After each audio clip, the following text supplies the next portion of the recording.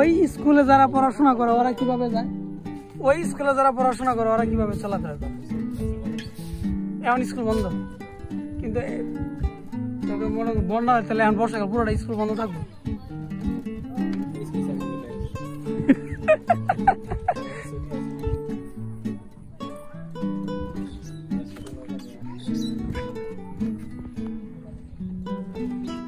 মাঝখানে স্কুল, আমাদের জন্য নৌকা প্রস্তুত। এই যে নৌকা নিচ দিয়ে যাচ্ছে।